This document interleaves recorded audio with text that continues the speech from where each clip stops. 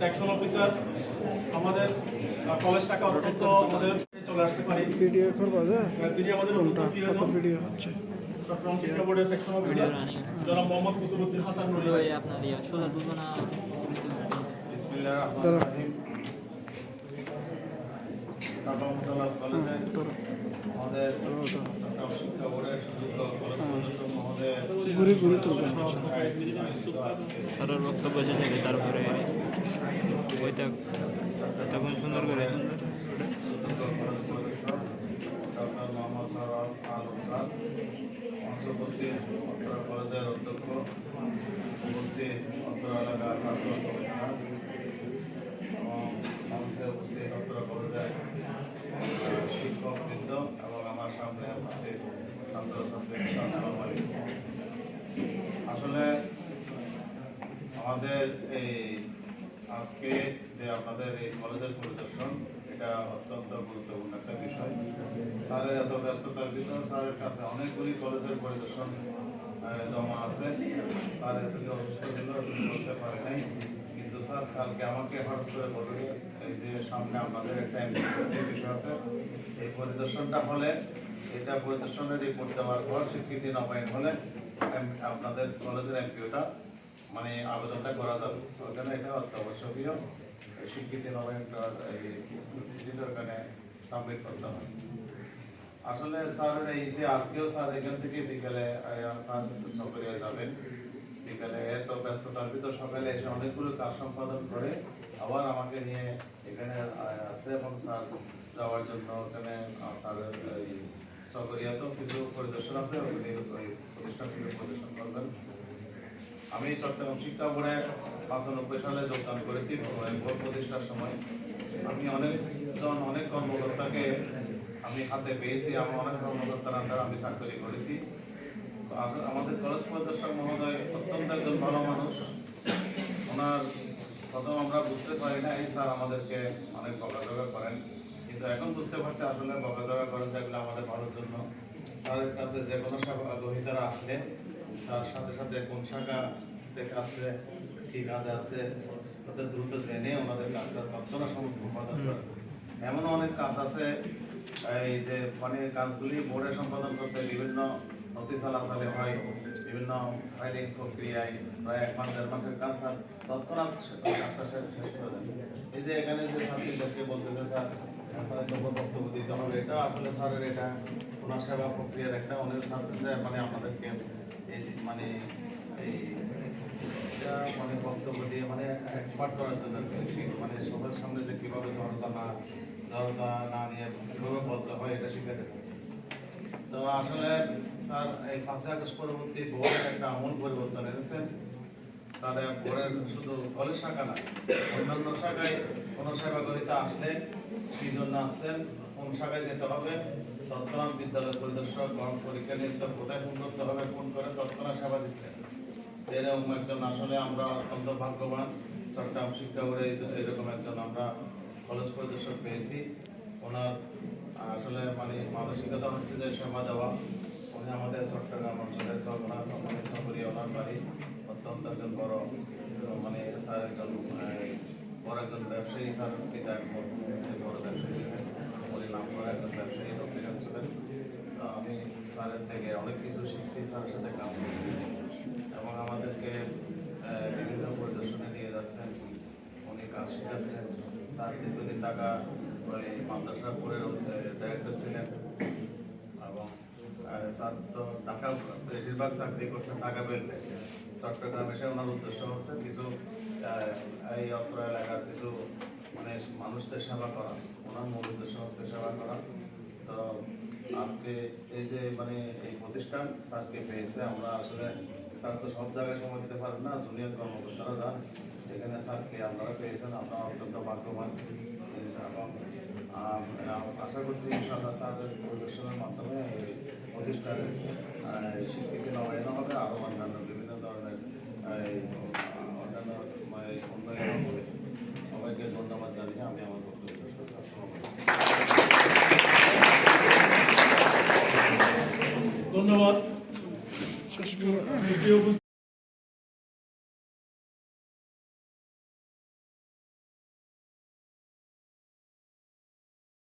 ঐতিহ্যবাহী সাফারি দলের city college কর্তৃক আজকের এই বিশেষ করে কলেজের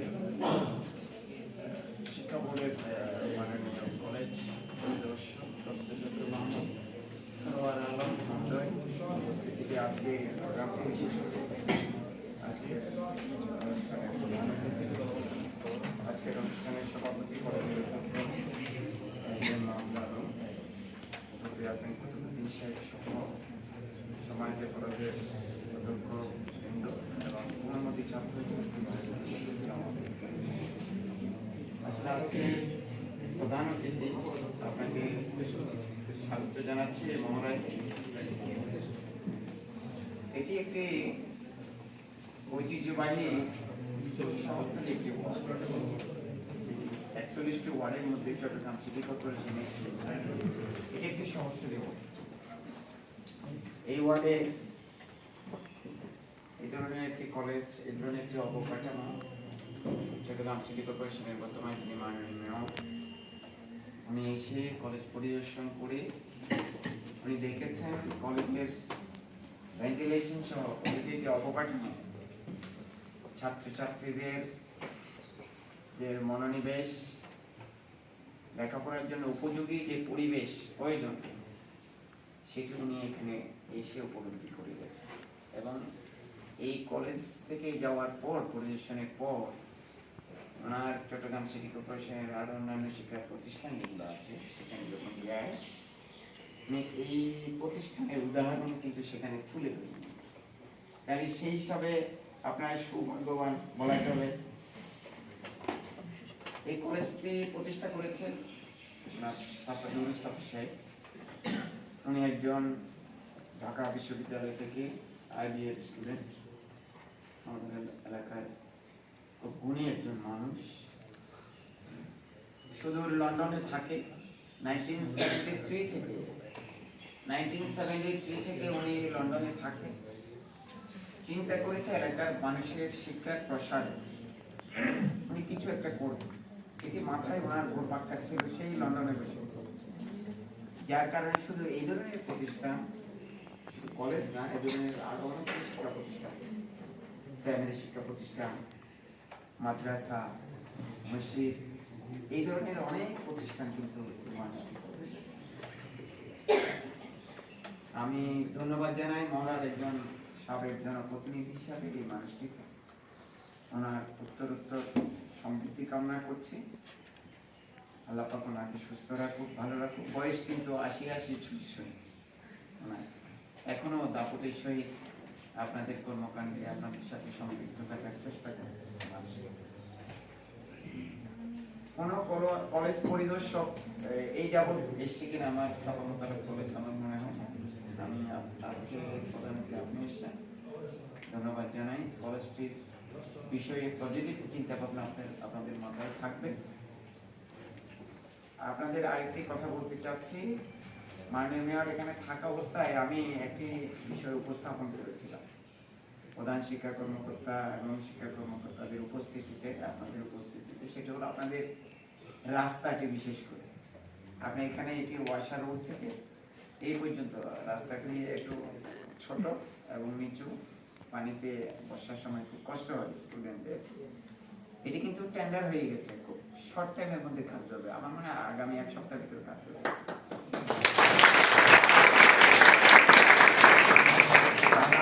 আপনারা ভালো একটি রাস্তা দেখে এই ভিতরের এই রাস্তাটি ভালো। আরেকটি কথা বলি, মৌলভীবাজার থেকে ওয়াসা এই রাস্তাটি কিন্তু ওয়াসা সড়ক, সবাই জানে কিনা জানি না, সবাই মনে করে উত্তর মোড়া সড়ক না। এটা ওয়াসার এখানে একটি 10 কোটি লিটার পানি উত্তোলন এখানে আছে। টোটাল এই কর্ণফুলী থেকে পানি উত্তোলন করে এখানে একদম ফ্রেশ করে এটি ক্লিন করে রিসাইকেল করে আমাদেরকে চট্টগ্রাম সিটির মানুষকে দেওয়া হয়। এই রাস্তাটি কিন্তু ওনাদের, অনেকে মনে করে এটি উত্তর মোড়া সড়ক না, এটি চট্টগ্রাম সিটি কর্পোরেশন গত মাসে 9 কোটি টাকার টেন্ডার করেছে। আল্লাহর রহমতে এই রাস্তাটি 40 ফিট সম্প্রসারণ হবে। তাহলে মৌলভীবাজার আপনারা আসতে কষ্ট হয়, দেখেন না, অনেকগুলো রিক্সা, অনেকগুলো গাড়ি, অনেকগুলো যানজট, এই রাস্তাটি অনেক বড় হবে, 40 ফিটের মতো, 9 কোটি টাকার টেন্ডার হয়ে গেছে। মাননীয় মেয়র খুব এই ব্যাপারে খুব দৃঢ় চিত্তে বলেছে এক্সিএমপি এই রাস্তাটি দ্রুত টেন্ডার করেন এবং কার্যাদেশ দেন, রাস্তাটি হয়ে যাবে। হয়ে গেলে আপনাদের এই রাস্তাটি যদি হয়ে যায় তাহলে এই কলেজের কমিউনিকেশনের ক্ষেত্রে আরেকটু ডেভেলপ হলো না? তাহলে স্টুডেন্ট বাড়বে, হ্যাঁ, সবকিছু ধাপে ধাপে এটির মূল্যায়ন হবে। যদি আমি কথা বাড়াচ্ছি না, আমি তো প্রতিনিয়ত আপনারা কলেজের প্রোগ্রামে আমাকে বিশেষ করে আপনাদের প্রিন্সিপাল মহোদয় অনেকে এখানে বক্তব্য রেখেছে, স্টুডেন্টরা পিতৃ সমতুল্য পর্যন্ত ওনাকে সম্বোধন করেছে। এটি বড় একজন প্রাপ্তি, বিশাল একটি প্রাপ্তি, সরি ওনার প্রাপ্তিটা বিশাল। স্টুডেন্টরা পিতৃ সমতুল্য ওনাকে সম্মানের জায়গা ওনাকে প্রতিষ্ঠিত করেছে। এর চেয়ে বড় প্রাপ্তি ওনারা কিছু নেই। ওনারা দিতে আসছে, ওনার ছেলে মেয়েরাও মাশাআল্লাহ বিভিন্ন জায়গায় দেশের বাইরে সহ পদায়নরত আছে, জানি বর্তমানে জাপানে আছে। আর অন্যান্যরা যারা সরকারি টিচাররা আছে ওনারা খুবই আন্তরিক আপনাদের প্রতি, আমাদের প্রতি। আমি দেখতে পাই কলেজের যে কোনো ছোটখাটো অনুষ্ঠান আমাদেরকে দাও, আসতেই হবে, আসতেই হবে। আমরা জনপ্রতিনিধি, আমরা কি বলবো, কি আর বলতে পারি? আমরা বলতে পারবো কি আপনারা এই কলেজে আসার জন্য যেগুলো হয়তো কমিউনিকেশনের ক্ষেত্রে বা অন্যান্য বিষয়ে এগুলো বলতে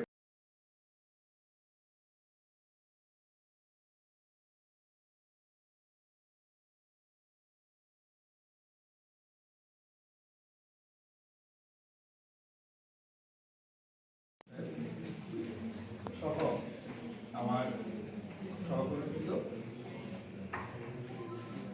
অতিথি ও শিক্ষার্থীবৃন্দ, আসসালামু আলাইকুম। আজকের দিনটি আমাদের জন্য অত্যন্ত আনন্দের এবং আমাদের এই দিনটি স্মরণীয় হয়ে থাকবে। আমাদের মাঝে আমাদের চট্টগ্রাম শিক্ষা বোর্ডের সুযোগ্য কলেজ পরিদর্শক মহোদয় এসেছেন আমাদের সাথে কথা বলার জন্য, মত বিনিময় করার জন্য, তোমাদের সাথে কথা বলার জন্য। স্যার অত্যন্ত ব্যস্ত থাকেন। স্যার এই ব্যস্ততার মাঝেও আমাদেরকে অতি অল্প সময়ে আমাদের কলেজটা এমপিও মুক্তির ব্যাপারে প্রক্রিয়া আছে, এই জন্য স্যার সবগুলো কর্মসূচি, অনেকগুলো আরো গুরুত্বপূর্ণ কর্মসূচিও রেখে দিয়ে আমাদেরকে দ্রুততম সময়ে পরিদর্শনে এসেছেন। এই জন্য আমি স্যারের কাছে আন্তরিকভাবে কৃতজ্ঞতা জানাচ্ছি। তোমরা শুনেছ যেমনটি আমাদের সেকশন অফিসার মনে করলেন, স্যার অত্যন্ত মানে কি আমার একটু সুযোগ হয়েছে, স্যারের ঢাকা ইউনিভার্সিটি স্যার পড়তেন। স্যারের এই লোকের পাশাপাশি আমার এক বন্ধু ডক্টর মজবুল হক স্যারের রুমমেট বা পাশাপাশি ছিল, ওনার কাছ থেকে শুনলাম স্যারের তখনকারও স্টুডেন্ট লাইফের চলন বলন সব কিছু আভিজাত্য ছিল, কিন্তু অহংকার ছিল না। ওনার বাবাদের এত সমৃদ্ধ একজন ব্যক্তি, তখন উনি এটা করেন। তোমাদেরকে আমি এই কথাগুলো এই জন্য বলছি যে মানুষ গুণীজনের কথা শুনলে উৎসাহিত হবে, অনুপ্রাণিত হবে। আমরা কলেজের প্রয়োজনে যতবার স্যারের রুমে গিয়েছি, কোনোদিন বিশেষ করো খালি মুখে স্যার আসতে দেয় না, চা খায়। প্রথমে চা বিস্কিট। আমি আমার স্মৃতিতে অনেক কিছু ভাষায় এক ভদ্র হয়ে এসেছে, আমিও বলেছিলাম স্যার বলছে যে চা নেন। ওই ভদ্রগুলো বলছে স্যার আমি খাবো না, বললো না আপনার ঘরে খাওয়াতে হবে না, খান। তো ওই ভদ্র বলে একটু বিব্রত, আপনি তো স্যার আমি তো কিছু আইনি, আনান এখান থেকে খান। এখন তারপরে ভদ্র বলে নিচ্ছে না, মানে আপনাকে খেতে হবে। তারপরে স্যারের খেয়েছেন, আমার সামনে বলেছে।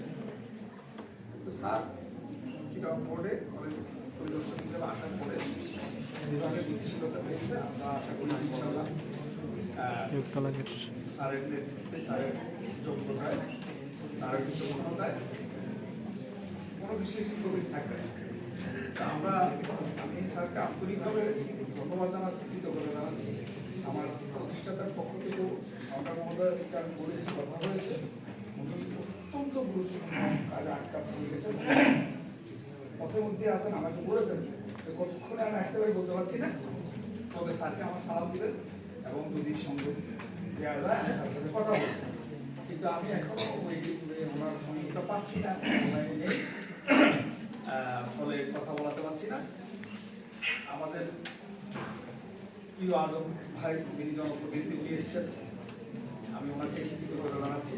আর এসেছেন সার্বিকভাবে স্যার, আমি আপনাকে অনুরোধ করবো স্যার, এই কলেজটা মেয়র মহোদয় 24 সালে থেকে এই পর্যন্ত দুবার এসেছেন এবং ওনার বারবারই এই কলেজটা পরিষ্কার করেছেন। বিভিন্ন কলেজে আমাদের 24টা কলেজে যে কলেজে গিয়েছেন উনি ছাপাবো কলেজের করতে আমাকে বলেছেন স্যার এটা এমপিও হওয়ার মতো সকল যোগ্যতা রাখে, কিন্তু স্যার আপনার সাথে একটু আগে আমি কথা বলেছি, এমপিও যেটা হয় নাই সেটা কেন হয়নি আপনাকে আমি ব্যক্তিগতভাবে জানিয়েছি। স্যার আমরা এই 14 তারিখ থেকে 25 তারিখের মধ্যে আবেদন করবো।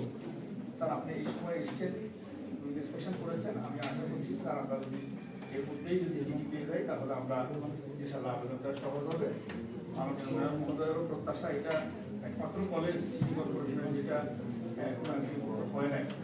তো আমার সাথে স্যারের মেয়র মহোদয়ের কর্মকার প্রায় আমাকে যেতে হয় অফিসের কাজে, স্যাররা একান্ত ইচ্ছা এই জায়গাতে আর কি হয়ে যায়, তাহলে স্যার সিটি কর্পোরেশনের এটা সাশ্রয় হবে। এটা স্যার আপনাকে আমি জীবিত অনুরোধ জানাচ্ছি, স্যার আপনি সর্বোচ্চ সহযোগিতা করেছেন, ভবিষ্যতে করবেন এই প্রত্যাশা ব্যক্ত করছি। এবং আমি স্যারের কাছে জবাব চেয়ে রেখেছি, আমার একটা ত্রুটি ছিল, আমি এটা বলতে দ্বিধা নেই, আমি একটু বিভ্রান্ত হয়েছি।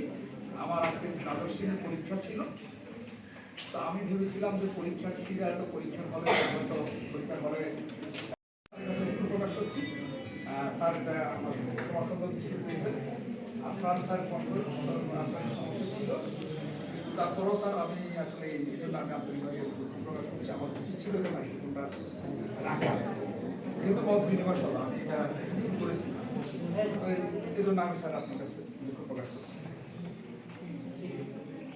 আর আমার বেশি কিছু করবার নাই, আমার প্রিয় শিক্ষার্থীরা যে তোমাদের অভিব্যক্তি ব্যক্ত করেছে, সামনের দিনেও আমি যাতে তোমাদের সেরকমটাই থাকতে পারি, সেরকমই তোমাদের সাথে আলোচনা করতে পারি, এই প্রত্যাশাটা মহান আল্লাহ রাব্বুল আলামিনের কাছে ব্যক্ত করে এবং স্যারকে কৃতজ্ঞতা জানিয়ে, আমাদের প্রিয় আলোচনাকে কৃতজ্ঞতা জানিয়ে আমি আমার সংক্ষিপ্ত বক্তব্য শেষ করলাম। আবারও স্যারের কাছে কৃতজ্ঞতা জানিয়ে আসসালামু আলাইকুম। ধন্যবাদ, কৃতজ্ঞতা আমাদের শ্রদ্ধেয় অধ্যক্ষ মহোদয়কে। সম্মানিত উপস্থিতি এবং বিরক্ত লাগে আমাদের আজকের অনুষ্ঠানের যিনি প্রধান আকর্ষণ, আজকের অনুষ্ঠান সবাই একটা ক্ল্যাপ দাও না।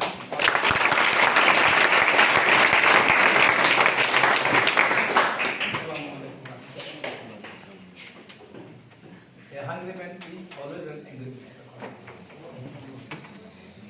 A hungry man is always an angry man. সকাল থেকে তোমরা সাত সকালে এসছো, পরীক্ষা দিয়েছো, ক্লাস করেছো, এরপরে বক বক শোনা এই পর্যায়ে আর ভালো লাগার কথা না। ক্ষুধার রাজ্যে পৃথিবী গৌতম, অনেকের অনেক দূরে বাড়ি ঘর আছে, যেতে হবে, খেতে হবে, তাই না? ঠিকই না? বেশিরভাগ ঠিক, কিন্তু ভদ্রতার হাতে যাও। আজকের অনুষ্ঠানে উপস্থিত অধ্যক্ষ মহোদয় উপস্থিত আছেন, সজ্জন ব্যক্তি, প্রাক্তন কাউন্সিলর, শ্রদ্ধাভাজন শিক্ষকবৃন্দ, প্রিয় শিক্ষক, সবাইকে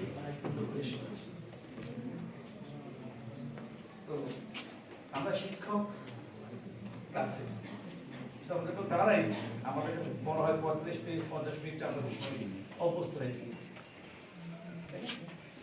তো গলার স্বরের সমস্যা ছিল, কিন্তু অফিস বন্ধ করতে পারিনি, আর বেশি প্রতিনিয়ত কাজ করতে হয়েছে। এই শঙ্কায় আছে, কয়েকদিন আগে মাত্র ভালো হলো, আবার বোকার মধ্যে আবার বসলে একটু টেনশন হচ্ছে না। এই জন্য স্যারকে বললাম যে যদি আপনি এই আয়োজন করলে আমার একটু প্রেশার কমছে। আমি যদি শিক্ষক ছিলাম, আমি সবসময় একদম পেছনে যে আছে ওয়ালটাকে খেয়াল করি যে ওই পর্যন্ত আমার কণ্ঠ পৌঁছাচ্ছে কিনা, এবার সে আমাকে শুনতে পাচ্ছে কিনা। যা হোক, আমি জাস্ট কয়েকটা বিষয়ে কথা বলবো। এই কলেজের নামটা অধ্যক্ষ মহোদয় আমার কাছে যখন যেতেন, অনেকগুলো কলেজের পর হয়তো নাম মনে থাকার কথা না, বাইরে যখন করি। তো মেয়র মহোদয়ের সাথে যখন কথা বলছিলাম বিভিন্ন ইস্যু নিয়ে, উনি একদিন বলল যে একটা কলেজ আছে করোনার একদম কালুরঘাটের এখানে, এই বিশেষ আজকে সেটা দেখলাম।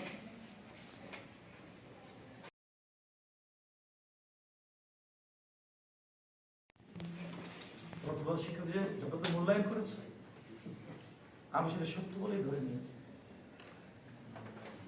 যে শব্দটা তোমরা উচ্চারণ করেছো অভিযোগ, আসলে তোমাদের আমি অভিযোগের জন্য ডাকিনি, তোমাদেরকে মূল্যায়ন করার যে বিষয়। আমি যে কাজটা করি, আমি যখন বিভাগীয় প্রধান ছিলাম, আমার জুনিয়র সহকর্মী ছিল, আমি ক্লাসে গিয়ে জিজ্ঞেস করতাম, কখনো সবাইকে জিজ্ঞেস করলে আমার উত্তর দিত না। কোন টিচার কেমন ক্লাস করান, কে কি আচরণ করে, ওপেন জিজ্ঞেস করে বলে না। তখন আমি কাউকে দেখে দেখে জিজ্ঞেস করতাম। তার কারণ এটাই ছিল যে অনেকে হয়তো ভয় পেত যে আমি কোনো রাগারাগি করবো কিনা। না, আমি সেটা করিনি। আমি আমার সেই সহকর্মীদের নিয়ে বসেছি, ওরা বুঝতে দিই নাই, বলতাম যে আপনার ক্লাসে আপনি এইভাবে একটু পড়ালে ভালো করতেন, সবাইকে নিয়ে কমন কথা বলতাম, এইভাবে শেখালে ভালো হবে, এই বিষয়টি। অর্থাৎ আমি আলোচনা করে একটু উন্নতির দিকে যাওয়া, সবাই মিলে একটু সামনে এগিয়ে যাওয়া। ওই জন্যই তোমাদের কাছ থেকে কথাগুলো শোনা। আবারও বলছি, যদি তোমাদের এরকম একটু পেছনে যারা মোবাইল নিয়ে ব্যস্ত আছো, তো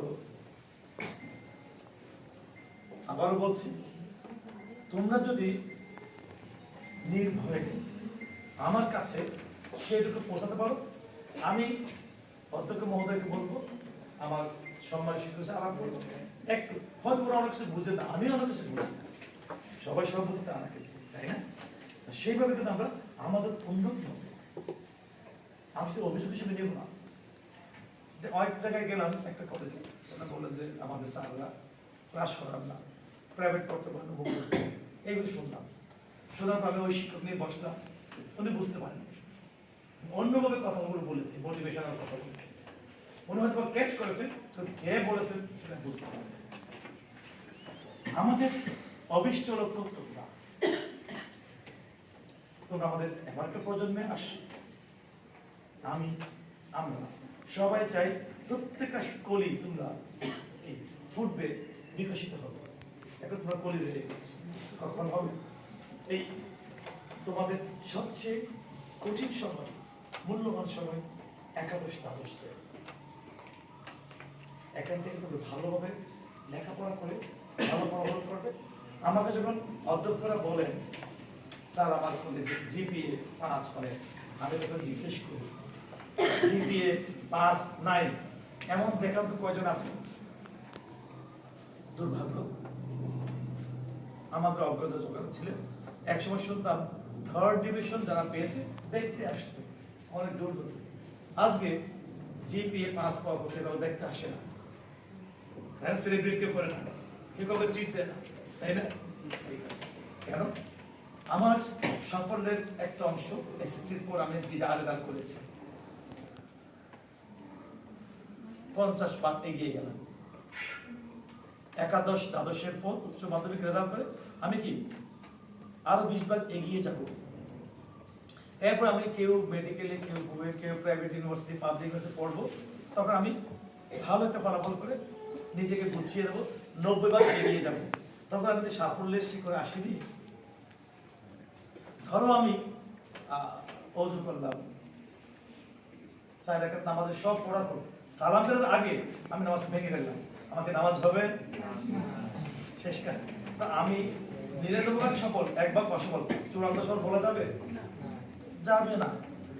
তাহলে যেটা হচ্ছে আমি একটা উদ্যোক্তা হতে পারি, আমি একজন ভালো আদর্শ রাজনীতিতে হতে পারি, আমি একটা ভালো ব্যবসায়ী হতে পারি। অর্থাৎ আমি কিন্তু শিক্ষার্থী নির্বিশেষে বলছি, আমি কিন্তু যে কথা আমি আমার একটা পরিচয় তৈরি করা, তবে আমি সফল। কি তোমাদেরকে একবার না দিব? আজকে সমাজ ব্যবস্থা যেটা হয়েছে, ছেলেদের যে দায়িত্ব নেওয়ার কথা ছিল, আজকাল মেয়েরা অনেক বেশি এগিয়ে আসছে। ভালো ফলাফল থেকে শুরু করে, নিয়মিত উপস্থিতি থেকে শুরু করে, দায়িত্ব নেওয়া থেকে শুরু করে কঠিন পরিশ্রম তারা করতে পারে। আর ছেলেরা সবাই বিমুখ হয়ে যাচ্ছে। এটা কিন্তু খুব অ্যালার্মিং বিষয়। আর আগে বোঝাতাম আমরা যে মেয়েদেরকে তোমাদের সেটার উপর নির্ভরশীল হবে, তাই না? আমরা কেউ বলতে পারি না আজকে আমি বিয়ে করার পরে যদি আমি নিজের পায়ে না দাঁড়াই, এটা আজকে এই ম্যাডামরা দাঁড়িয়ে আছে, তারা কিন্তু সবাই নিজের একটা পরিচয় আছে, তাই না?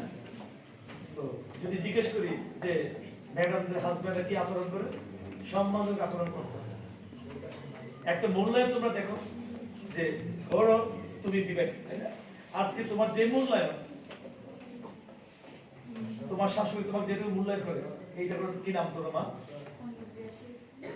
পিয়াসি, এটা আনো, মেহমান আসি, আসো। কি আমরা সেটা চাই না?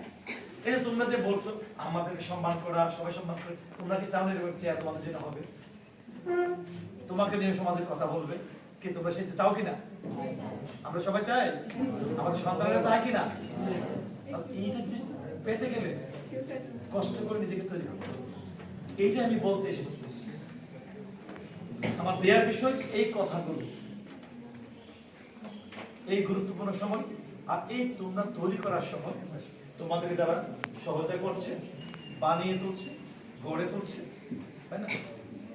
আজকে শুনলাম যে আন্তরিকতা তোমাদের যে টিচাররা একটা শিক্ষার্থী বলে গেল যে এইটাই চাচ্ছি না, এইটাই হওয়া উচিত। আমি সত্যি ধন্যবাদ জানাচ্ছি, কৃতজ্ঞতা জানাচ্ছি। এই ধরনের একটা কমপ্লিমেন্ট আমি পেয়ে গেলাম, যেটা নিয়ে যাবো। তো তোমাদেরকে এটাই বলবো যে নিজেকে তৈরি করো ভবিষ্যতের জন্য, লক্ষ্য স্থির করো অবশ্য লক্ষ্যে পৌঁছার জন্য, স্বপ্ন দেখো স্বপ্নকে বাস্তবায়ন করার জন্য, স্বপ্ন দেখবো ঘুরের জন্য না, স্বপ্নকে ছুঁয়ে দেখার জন্য, স্পর্শ করার জন্য। ঠিক আছে? এটাই তোমাদের কাছে আমাদের প্রত্যাশাগুলো থাকবে। এবং লেখাপড়া শিল্প শুধু নিজের জন্য নয়, আমরা প্রত্যেকে আমাদেরকে আমাদের সৃষ্টিকর্তা পাঠিয়েছেন নিজে ভোগ করে সুখ করে মৃত্যুবরণ করার জন্য, আমাদের দায়িত্ব দিয়ে পাঠিয়েছেন। স্রষ্টার যত সৃষ্টি আছে তার প্রতি আমাদেরকে দায়বদ্ধতা আছে, আমাদের কিছু কমিটমেন্ট আছে, তাদেরকে সহায়তা করার, সেবা দেওয়ার জন্য। নিজের জন্য করব, অন্যের পাশে দাঁড়াবো, ব্যক্তির পাশে, সমাজের পাশে, সৃষ্টির যে কোনো স্রষ্টার যে কোনো সৃষ্টির পাশে আমি দাঁড়াবো, তাতে আমি সার্থক করবো। আমার একাল পরকাল দুটোই আমার জন্য সার্থক হয়ে যাবে। আমরা এই কথা বলার কারণ মানবিক মূল্যবোধ সম্পন্ন আমি একজন মানুষ হব, তখন আমি দেখবো যে আমি অন্যকে সম্মান শ্রদ্ধা করতে পারবো। আমরা চাইবো তোমাদের মধ্যে যে জেনারেশনের যে অবস্থা আছে, তোমাদের মধ্যে এসএসসি ইন্টারমিডিয়েট তৃতীয় শ্রেণী পেয়েছে, কিন্তু অনার্স মাস্টার্স ফার্স্ট ইউনিভার্সিটি চাই। শুধু হতাশ হওয়ার কিছু নেই, যা হয়ে গেছে তাকে ভুলে যাও, যা হবে তাকে নিয়ে ভাবো, চিন্তা করো, স্বপ্ন করো। এখনো সময় আছে। প্রতিটা ঘন্টা, প্রতিটা দিন, প্রতিটা সপ্তাহ, প্রতিটা মাস তুমি কাজে লাগো, নিজেকে তৈরি করো। একটা সময় সার্টেন পিরিয়ড, 2 বছর ইন্টার, এরপর হয়তো 5-7 বছর সময় দেবো, বাদ বাকি সময় তুমি রাজনীতিভাবে চলতে পারবে। সমাজে, রাষ্ট্রে, এলাকায়, সব জায়গায় তোমার অন্যরকম একটা কি গ্রহণযোগ্যতা থাকে। কি ঠিক কিনা কথাগুলো? আমরা কি সেই কাজটা করতে চাই সবাই? মনে হয় সবাই চাই। বেশিরভাগ মেয়েরা বিয়ে শাদী করে বর্ষা করছে নাকি? এটাও তো তোমরা চাও। তাহলে কি চাও তোমরা? ক্ষুধা লাগছে, কথা বলতে চাও, তাই না? আমি শেষ করে দিই। হ্যাঁ, আর কিছু কথা বলার ছিল। কি? না মনে হয় না, আওয়াজ নাই। নিজেকে তৈরি করবো, এই হচ্ছে বিষয়। দ্বিতীয় যে বিষয়টা, তোমাদের যে কোনো আমার দপ্তরে যে সেবাগুলো তোমরা চাও, দিন অকল সনদ আছে, রেজিস্ট্রেশন হারিয়ে গেছে, বুট যে কোনো বিষয় নিয়ে আমি যেখানে যাই এই কথাটা বলে আসি যে তোমরা নিঃসংকোচে আমার কাছে চলে আসবে। স্যারা যেটা বলেছে তোমাদেরকে চা বিস্কিট খাওয়াবো, সমস্যা নেই। চা খাওয়াতে বিস্কিট সবাইকে আমি খাওয়ানোর চেষ্টা করি, ঠিক আছে? আমার কথা বলার পর তালিকা বেড়ে গেছে,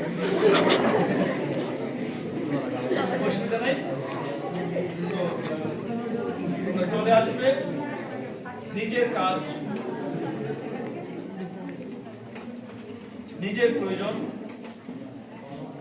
স্যারদের পাশে শিক্ষার্থীরা কথা বলে। আর স্যাররা কোন দিকে তাকিয়ে আছে আমি জানি না, স্যাররা শিক্ষার্থীদের মানা করবে, ঠিক আছে? দীর্ঘদিন কষ্ট পাচ্ছে, হয়রানির শিকার হচ্ছে, তোমার কানে আসছে, সোজা বলে দেবে আমার কথা, দোকানে যা, চেষ্টা করবে ইনশাআল্লাহ। ওই যে তুমি বলবে যে তোমার দায়িত্বের মধ্যে পড়ে, আমি বুঝাতে পেরেছি? তোমাদের যে কোনো বিষয় আমার কাছে চলে আসবে, অন্যদের বিষয় পাঠিয়ে দেবে। আমি চেষ্টা করবো ইনশাআল্লাহ যতদিন আমি আছি তোমাদেরকে তড়িৎ সেবা দেওয়ার চেষ্টা করবো ইনশাআল্লাহ। এমপিও যে আমি কথা বলবো, যেহেতু আপনাদের ব্যাপারে শিক্ষার্থীরা কমপ্লিমেন্ট দিয়েছে, আমি মানুষ, আমি বলবো স্যার ম্যাডামরা এমপিওর কাজটা আমি ইনশাআল্লাহ 20 তারিখ ইনশাআল্লাহ চিঠি পেয়ে যাবেন। তালির জন্য কাজ করি নাই, আল্লাহকে জবাবদিহি করার জন্য কাজ করি, ঠিক আছে? তো আমি যেহেতু কাল পরশু দুদিন অফিস করবো না, বড় অফিস করবো না, তাই না হলে আমি আজকে আমার রিপোর্টে এরকমই, আজকে আমি একদিনের মধ্যে রিপোর্ট দিয়ে দিই। এই জন্য ফাইলটা আপনারা যে আপনাদের ফাইলটা রেডি করেছেন, এই জন্য রেডি করেছেন, কারণ আজকে আমি যদি চলে যাই আপনার এই কাগজগুলো তৈরি করতে আপনার এক সপ্তাহ সময় লাগবে। তো এই জন্য আমি প্রত্যেক জায়গায় আগে বলি ফাইলটা আপনার রেডি করে রাখেন, আমি ভিজিট করেই রিপোর্ট করে দেবো, একদিন পরে আমি রিপোর্ট দিয়ে দিই, পরের দিনে ফাইল উঠলেই আমার কাছে সিটি ইস্যু হয়ে যায়। তো এটা নিয়ে আপনার টেনশনের কোনো কারণ নেই, আমি যদি বেশি দিন তাকে ওই ইনশাআল্লাহ 20 তারিখের মধ্যে আমার সিটি। এরপর যে বিষয়টা আপনাদের আমি কি নিয়ে গেলাম, কমপ্লিমেন্ট নিয়ে গেলাম, আর কিছু বিষয় আমি এটা আমার নির্দেশনা বলেন, পরামর্শ বলেন দিতে পারেন। তোমরা যারা আজকে এখানে দাঁড়িয়েছো, কথা বলেছি, হয়তো মনে পা কেটেছে, খুব দুর্দুর করেছে, ওই জায়গা থেকে বেরিয়ে আসতে আপনার শিক্ষকরা কি করবে? বাংলা ক্লাসে বাংলা শিক্ষক আপনি দ্বাদশ এবং একাদশ এটা নির্দেশনা হিসেবে মেনে প্রতি সপ্তাহে অন্তত একদিন ক্লাস এক্সট্রা ক্লাস দিবেন, সহশিক্ষাক্রম হিসেবে একদিন একটা ক্লাসে সপ্তাহে প্রত্যেকটা শিক্ষার্থী তবে আপনি অধ্যক্ষ স্যারকে রাখতে পারেন, সবাইকে নিয়ে কি করবেন, আজকে সবাইকে আবৃত্তি করতে হবে, একজন বাচ্চা বলে দেবেন আগে থেকে, সবাই দুলান করে করুন, কোথায় ডায়াসে আবৃত্তি করুন। আরেকদিন বলবেন বিতর্ক প্রতিযোগিতা, দুই গ্রুপ লাগিয়ে দেন, ঝগড়া করুন, বিষয় দিয়ে দেন, দেখেন 4 জন 8 জন। আরেক সপ্তাহে দিবেন উপস্থিত বক্তৃতা, যে যেভাবে ফাটে গেল ওয়াল ভেঙে গেল, কিন্তু ওই যে আপনি শিক্ষকের সামনে সে যে কথা বলবে, একসঙ্গে বলতে জলটা কেটে যাবে। একদিন এই যে সারাদিন পদার্থ দেখেন অনেকে চেয়ার আকার, এখন গানের আসব খাওয়া লাগবে না কি? ভালো যদি কোনো শিল্পী গান গায়, জেমসের মতো লোক আসে, খাওয়া দাওয়া কাজে লাগবে আর যাওয়া লাগবে না, কেউ বলো আর যাবো। তাহলে কি করবে? আমরা কিন্তু জেমসের মতো লোক তৈরি করবো, কি করতে হবে? ওই আজকে সবাই গান গাইবে, গান করে গান, সে না করে শুনে গান, যে কিছু না পারবে আমি তাকে কোরআন তেলাওয়াত করিয়েছি অনার্সের শিক্ষার্থীদের, মেয়েদের কিন্তু নামাজ পড়ো বলে হ্যাঁ কোরআন তেলাওয়াত করো, সূরা কি ফাতিহা পড়ো, সে বলতে শিখবে, আপনার পাশে দাঁড়িয়ে যাবে, সে বলবে, তার কনফিডেন্স লেভেলটা গ্রো করবে, আস্তে আস্তে তার জলটা কেটে যাবে। ঠিক আছে, এই কাজটা আপনারা করবেন। দুই যে বিষয়টা হচ্ছে সেটা হচ্ছে কি, ক্লাসের বাইরে এই কলেজে শিক্ষার্থীক্রম বাড়ানোর কৌশল কি হতে পারে? বাড়ানোর কৌশল হতে এটাই হতে পারে যখন এই কলেজের রেজাল্ট খুব ভালো হয়ে যাবে, যখন ছড়িয়ে পড়বে শোনাম যে সাফা মোতাবেক কলেজ থেকে এই বছর এতগুলো পরীক্ষা, তখন তবে পেছনে নেপথ্যের কারণ কি? নেপথ্যের কারণ হচ্ছে কি, শিক্ষকরা ওইভাবে শিক্ষার্থীদের গড়ে তুলেছে। আর এই তুলতে গিয়ে কি হবে, আপনার শ্রেণী মাসে 3 বার বোঝাবো, এক একজনের বোঝানোর পদ্ধতি এক এক রকম, আমি ভিন্ন এক বোঝাবো। আমি শিক্ষক, আমি জানি কাকে কিভাবে বোঝাতে হবে, তাই না? আমরা সেভাবে কাজ করবো। তাহলে যে কাজটা হবে আপনাদের, এই শিক্ষার্থীদেরকে এক্সট্রা ক্লাস দিবে,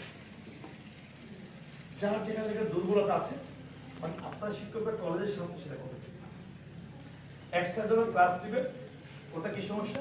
তো প্রাইভেট নির্ভর না, পড়াবে তখন এই শিক্ষার্থীগুলো ভালো ফলাফল করবে, আপনার কলেজের সুনাম হবে, তাদের ভবিষ্যতে গড়ে তুলবে। আমি বলি আমাদের শিক্ষকদের এরকম সুযোগ আছে, তাই না? এই যে আপনারা, আমাদের প্রত্যেকের সন্তানরা আছে, তাই না? জাপান আছে, আমেরিকা আছে, ডাক্তার হবে, ইঞ্জিনিয়ার হবে, তাই না? আমি সেটা চাইতে, আমরা আমাদের সন্তানকে সেখানে পাঠাই পড়ানোর জন্য। আজকে বাবা ফিজিক্স পড়ছে কিনা, ওই স্যার আসছে কিনা, কি ওয়ারি, ঠিক কিনা? এই সন্তানগুলোকে মনে করতে হবে আমার সন্তান, না হলে কিন্তু আমি আর মানুষ করতে পারবো না। আপনার সন্তান যেমন চাচ্ছে, এই সন্তানের মা বাবারাও আমাদেরকে পাঠিয়েছে, তারাও চায় তাদের ছেলেমেয়েরা ডাক্তার হবে, ইঞ্জিনিয়ার হবে, বিসিএস হবে, ভালো জায়গায় পড়বে, তারা কিন্তু সেটা চায়। এই প্রান্তিক জনগোষ্ঠী, এখানে রিক্সাওয়ালা আছে, টেম্পো ড্রাইভার আছে, অনেক সন্তান আছে, তারা কিন্তু সেটা চায়। আমি আপনি যদি সেই জায়গায় অবহেলা করি, আমাদের আল্লাহকে দায়ী থাকতে হবে। সর্বশেষ যেটা বলি এই বিষয় নিয়ে, আপনার আমার সন্তান যে ডাক্তার হবে, ইঞ্জিনিয়ার হবে, বিসিএস করা হবে, শেষ বয়সে আমার পুরো কাজে আসবে, আমার দেখাশোনা করে এই নিশ্চিত দিতে পারবেন একজন এখানে বলতে পারবেন কেউ? কিন্তু আমি আপনি যদি ওই রকম শিক্ষক হয়ে থাকি, আমাদের এই সন্তানগুলো আমাদের সেই নিশ্চিত দেবে। আমি চ্যালেঞ্জ করে বলতে পারি, আমি আপনি সেই শিক্ষক যদি হই, আপনি বয়স হয়ে গেছে, বুড়ো হয়ে গেছেন, এই মহড়ায় বাজারে চলে গেছেন, এই ছেলেটা হবে ডাক্তার, দেখে যাবে স্যার আপনি আসছেন, আপনার ব্যাগকে সে নিয়ে যাবে, আপনাকে সে ফ্রি ট্রিটমেন্ট করে দেবে। আপনি শেষ বুঝে বিল্ডিং এর ডিজাইন পান না, সেই মেয়েটা ইঞ্জিনিয়ার, বলবো স্যার আমি আপনার নকশা করে ফ্রি অফ কস্টে, সে মনে করবে আমার ওই শিক্ষকের কারণে আজকে আমার এই অবস্থা, ঠিক আছে কিনা? সেই ছেলে এখানকার ইউনো হবে, পায়েতে সালাম করে স্যার আপনি কেমন আছেন। আমি কি ভুল বলেছি? কি বা তোমরা কথা ঠিক কিনা? কখন হবে সেটা আমি আপনি যদি আমি ওই জায়গাটা তৈরি করতে পারি, তাদের আদর, স্নেহ, ভালোবাসা, মমতা, প্রকৃত অর্থে এর চেয়ে বড় প্রাপ্তি আর কি হতে পারে? আমরা শিক্ষকদের কাছে আমার যে পরামর্শগুলো, চাওয়াগুলো, দয়া করে আমাদের এই শিক্ষার্থীরা ধরেন অনেক অসহায় কি ম্যাডাম, আমার ছেলে না বোঝা, আমার ছেলে যদি আমার কাছে বেড়াতে আসে, ও ওইটা ইউজ করবে কিনা, মুখ বলতে লাগবে, শুধু মাথায় রাখবেন যে আমার ছেলে যদি না করে, আমার এই ছেলে করবে কেন, এইগুলো একটু শুধু মনে রাখতে। আমি যখন পরিদর্শন করি এই জিনিসগুলো আমি দেখি, আমি আপনাদের ক্যাশ বই আটকানো আমার ওই কোনো উদ্দেশ্য আমি কাজ করতে চাই না। এইগুলো আপনারা দেখবেন, এইভাবে বিনিময় অনেক বেশি পাবেন। শুধু এই সন্তানগুলো নিজের সন্তান হিসেবে নেবে, আর কিছু পাবে, তবে অনেক কিছু চেঞ্জ হয়ে গেছে। আর তোমরাও শিক্ষক বলতে যে শ্রদ্ধা, ভালোবাসা, কখন বিয়াদবি করতে যাবে না, কখনো না। সবাই দোয়া করো, আর আমরা তোমাদের জন্য দোয়া করি। প্রত্যাশা এটুকু রাখি যে প্রতিটা সন্তান, প্রতিটা মা বাবার মুখ যেন উজ্জ্বল করতে পারবো, মননে মগজে যেন তোমাদের দেশপ্রেম, দায়িত্ববোধ, আগামী দিনের নেতৃত্ব তোমাদের হাত দিয়ে এগিয়ে যাবে। তোমরা দেশে একসময় নেতৃত্ব দিবে, দেশকে সুপথে পরিচালিত করবে, তার আগে নিজেকে তোমরা তৈরি করে নেবে। সবার জন্য নিরন্তর শুভকামনা, ভালো থাকবে সবাই, আল্লাহ হাফেজ।